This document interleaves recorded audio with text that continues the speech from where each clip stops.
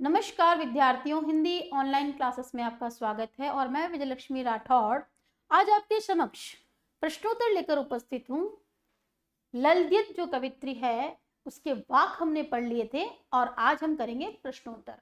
देखिए बच्चों, विषय हिंदी पाठ 10 वाक भाग 3 और एक बार मैं पुनः आपको ले चलूंगी वाक की ओर और देखेंगे आपने इन वाक को पढ़ा था जिसमें हमने देखा कि कश्मीरी कवित्री, ठीक है, कि भक्ति काल की कश्मीर में भी कुछ धूमधाम थी और लेखिका ने पहला वाक, दूसरा वाक, तीसरा वाक और 4 वाक आपके समक्ष प्रस्तुत किए और आज हम उसके कर रहे हैं बच्चों प्रश्नोत्तर। देखिए, रस्सी यहाँ किसके लिए प्रयुक्त हुआ है और वह कैसी है, और आप देख रहे हैं कि यहाँ पे देखते हैं कि पहला वाक में ही उन्होंने क्या कहा है कि रस्सी कच्चे धागे की खींच रही मैं नाव।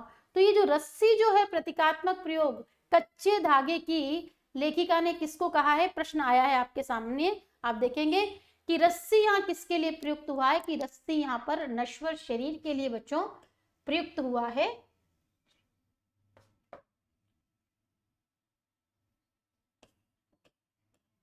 जो हमारा नश्वर शरीर है उसके लिए प्रयुक्त हुआ है, ठीक है। और वे कैसी है, ये कैसी है रस्सी, ये नश्वर शरीर कैसा है, कच्चा है, ये सदैव रहने वाला नहीं है और इसके माध्यम से सच्ची भक्ति नहीं की जा सकती है। और लेखिका कहती है कि जिस तरह से मैंने आपको एक उदाहरण भी दिया था कि कच्चा जब सिकोरा होता है उसमें पानी नहीं टिकता, ठीक उसी प्रकार से लेखिका कहना चाहती है कि मेरे प्रयास जब तक कच्चे हैं तब तक उसमें ईश्वर की भक्ति का समायोजन नहीं हो सकता। देखेंगे, कवयित्री द्वारा मुक्ति के लिए किए जाने वाले प्रयास व्यर्थ क्यों हो रहे हैं। कवित्री के द्वारा मुक्ति के लिए जो प्रयास किए जा रहे हैं उनमें अभी क्या है, परिपक्वता का अभाव है, अर्थात उनकी जो भक्ति है उसमें जो उनका विश्वास है वो कैसा है, अभी कच्चा है, ठीक है। जिस प्रकार से हम कच्चे सकोरे में जल डालते हैं, जल नीचे गिर जाता है, ठीक उसी प्रकार से लेखिका कहती है कि मुक्ति के लिए जो मैं साधन करती जा रही हूं उसमें अभी परिपक्वता का अभाव है, इसलिए उसके सारे ईश्वर को प्राप्त करने के जो प्रयास हैं वो व्यर्थ होते जा रहे हैं। कवित्री का घर जाने की चाह से क्या तात्पर्य है। कवित्री का मानना है कि हमारा जो वास्तव घर है वो है परमात्मा। हम इस परमात्मा के यहाँ से जन्म लेते हैं और अपना जीवन पूरा करके वापस मृत्यु को प्राप्त करके पुनः हमारी आत्मा इस परमात्मा में विलीन हो जाती है। लेखिका का कवित्री का घर जाने की चाह यानी परमात्मा से मिलन की इच्छा, ठीक है, वह चाहती है कि किस प्रकार यह जीवन जो प्राप्त हुआ है और मैं क्या करूं अपने ज्ञान के द्वारा और सही ज्ञान के द्वारा कहाँ जाना है, मुझे परमात्मा के घर जाने की चाह है, यानी इस आत्मा का परमात्मा से मिलन की तीव्र इच्छा को ही लेखिका ने क्या कहा है, घर जाने की चाह है घेरे। देखेंगे कि भाव स्पष्ट कीजिए। जेब टटोली कौड़ी ना पाई, लेखिका कहती है कि मैंने संसार में रहकर जेब टटोली कौड़ी ना पाई। देखेंगे इस वाक्य की तरफ अपन थोड़ा बढ़ेंगे बच्चों, जिससे कि आपको भी याद आए वो बात। आई सीधी राह से गई न सीधी राह, सुषुम सेतु पर खड़ी थी बीत गया दिन आह, जेब टटोली कौड़ी न पाई, माजी को दूं क्या उतराई। माजी बच्चों यहाँ किसे कहा गया है, सतगुरु या ईश्वर को कहा गया है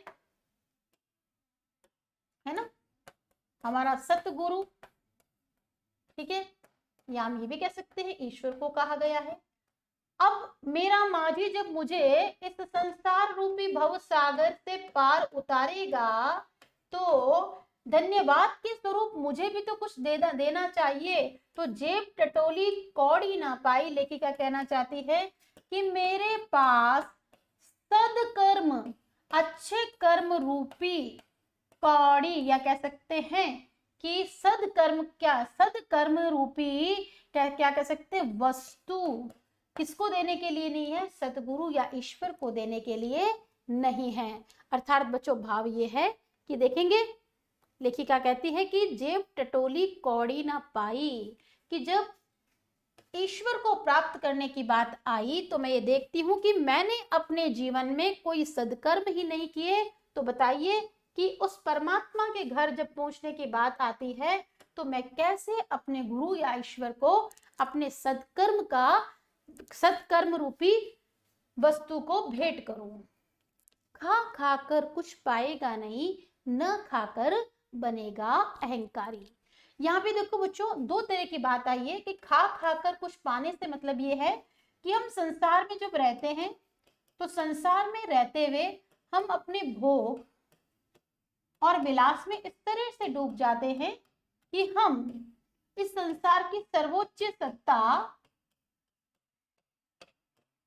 ईश्वर को भोग विलास में विषय वासनाओं में पूरी तरह से भूल जाते हैं। तो खा खा कर कुछ पाएगा नहीं, यानी ईश्वर को भोग विलास से नहीं प्राप्त किया जा सकता, और न खाकर बनेगा अहंकारी। और कुछ लोग ऐसे भी होते हैं जो ईश्वर की साधना में चलो भोग विलास से दूर है तो वो क्या करते हैं, बाह्य साधन करते हैं।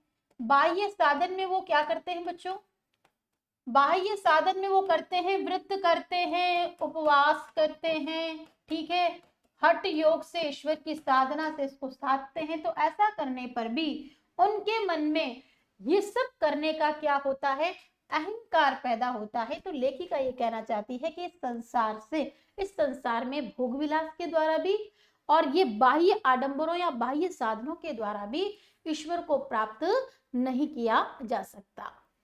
बंद द्वार की सांकल खोलने के लिए ललदेद ने क्या उपाय सुझाया है। देखिए बंद द्वार की सांकल खोलना, हम ध्यान देंगे कि ललदेद ने बंद द्वार की सांकल, ये जो शब्द है वो कहाँ उपयोग में लिया है कि खा खा कर कुछ पाएगा नहीं, नहीं खाएगा तो बनेगा अहंकारी, सम खा तभी होगा संभावी और खुलेगी सांकल बंद द्वार की।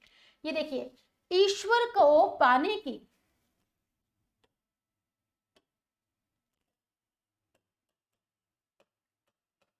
ईश्वर प्राप्ति के लिए जो सुगम, आप सुगम की जगह सरल मार्ग भी लिख सकते हैं, जो सरल मार्ग है जिसके माध्यम से साधक क्या कर सकता है, ईश्वर को प्राप्त कर सकता है। तो ये ईश्वर प्राप्ति की सांकल कब खुलेगी, जब व्यक्ति क्या होगा, समभावी होगा। समभावी वो कब होगा, जब वह अपना अहंकार त्याग देगा और इस सृष्टि के कण कण में ईश्वर के दर्शन करेगा, यानी समदृष्टा जब बन जाएगा, जब उसका भेदभाव समाप्त हो जाएगा, तब जाकर वह समदृष्टा बनेगा और ईश्वर को प्राप्त करने का सच्चा और सरल मार्ग वह समझ पाएगा। देखेंगे बच्चों आगे। तो बंद द्वार की सागर खोलने के लिए ललदेद ने क्या उपाय सुझाया है, कि ललदेद ने उपाय सुझाया है कि हमको क्या करना है, हमें समदृष्टि बनना है।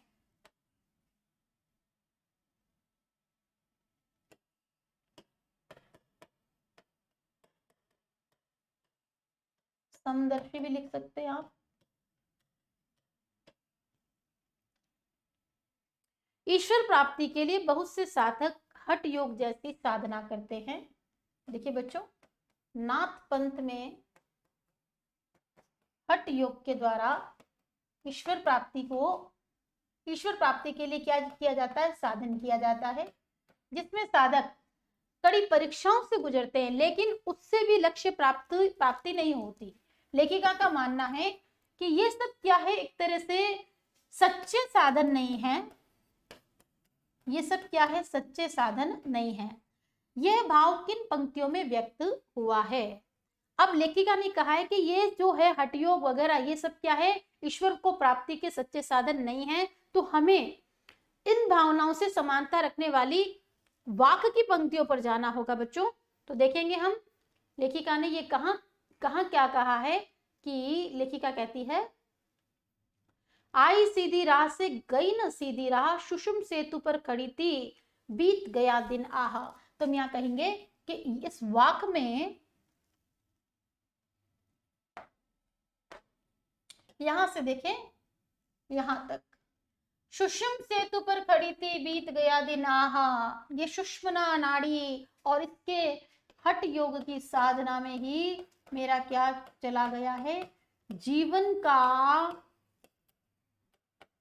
अनमोल समय मैंने क्या कर दिया, व्यर्थ के उपायों में,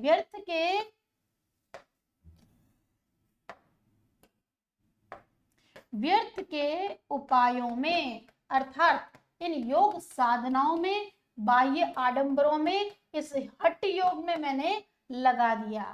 ठीक है, तो यहां से लेकर ये जो काव्य की पंक्तियां हैं ये इसको रिप्रेजेंट करती है। देखेंगे आगे,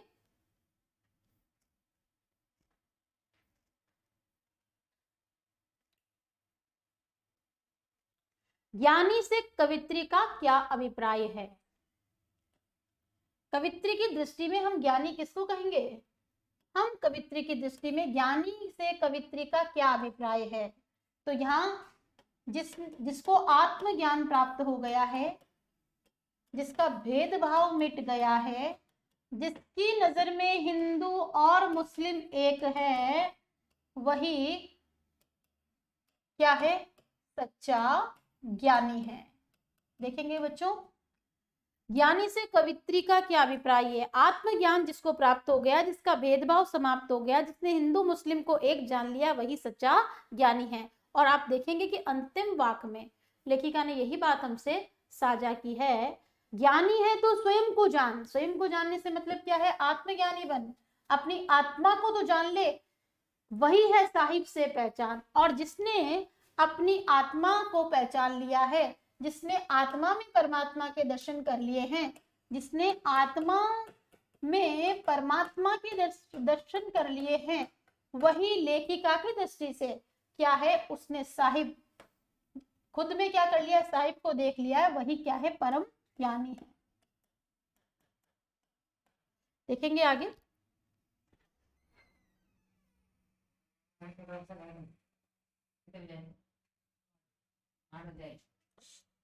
ये जो वीडियो बड़ा कम 7th क्लास में का मैं 9th कम है अब आवाज ये एक बात है। हमारे संतों और भक्तों और महापुरुषों ने बार बार चेताया है कि मनुष्य में परस्पर किसी भी प्रकार का कोई भेदभाव नहीं होता, लेकिन आज भी हमारे समाज में भेदभाव दिखाई देता है।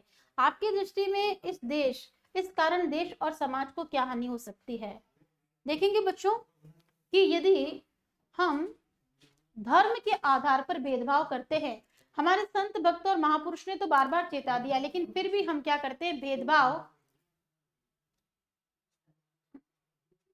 हमारे समाज में आज भी भेदभाव दिखता है। तो आपकी दृष्टि में इस कारण देश और समाज में क्या हानि हो सकती है, हमारा जो पूरा जो राष्ट्र है वो कहीं ना कहीं धर्म के आधार पर, संप्रदाय के आधार पर छोटे छोटे राज्यों में विभक्त होगा। देश की एकता और अखंडता को इससे हानि पहुंचेगी। आपसी भेदभाव को मिटाने के लिए अपने सुझाव दीजिए। आपसी भेदभाव को मिटाने के लिए हम ये सुझाव देंगे कि हमें एक मानसिक, जैसा कि हमारे संविधान में सबको समान मान करके बहुत अच्छा व्यवहार किया गया है, हमारा राष्ट्र जिस प्रकार की धर्मनिरपेक्ष राष्ट्र है, यहाँ पर मानव मूल्यों को महत्व दिया गया है, तो हमें ये करना चाहिए, भेदभाव मिटाने के लिए हम सबसे पहले हमारे देश के नागरिकों में कुछ इस तरह के संस्कार भरें जिसमें सिर्फ उनके सामने राष्ट्र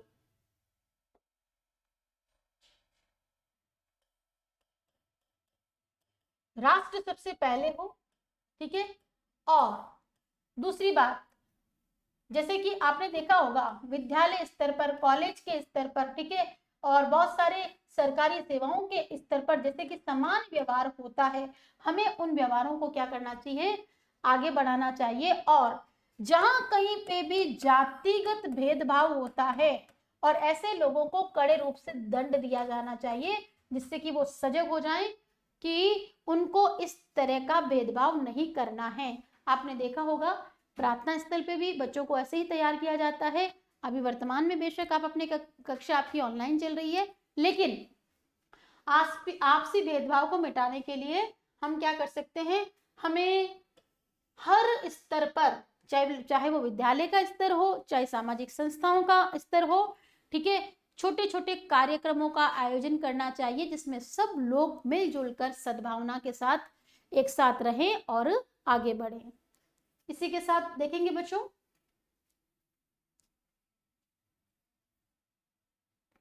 भक्ति काल में ललित के अतिरिक्त तमिलनाडु की आंदाल, कर्नाटक की अक्क महादेवी और राजस्थान की मीरा जैसी भक्त कवित्रियों के बारे में जानकारी प्राप्त कीजिए और उस समय की सामाजिक परिस्थितियों की चर्चा कीजिए। बच्चों, इस प्रश्न को आप स्वयं करें और यह प्रश्न आपके गृह कार्य के लिए है। देखेंगे आपको कक्षा 11 में अक्क महादेवी जो कर्नाटक की है उनके बारे में मिल जाएगा। कक्षा 11 में आपको राजस्थान की कवित्री मीरा के लिए भी मिल जाएगा। आप वहां से जानकारी एकत्रित कर सकते हैं और इस पर चर्चा कर सकते हैं। तो ये कार्य आपके गृह कार्य के लिए है। ललित कश्मीरी कवित्री है और कश्मीर पर एक अनुच्छेद लिखिए।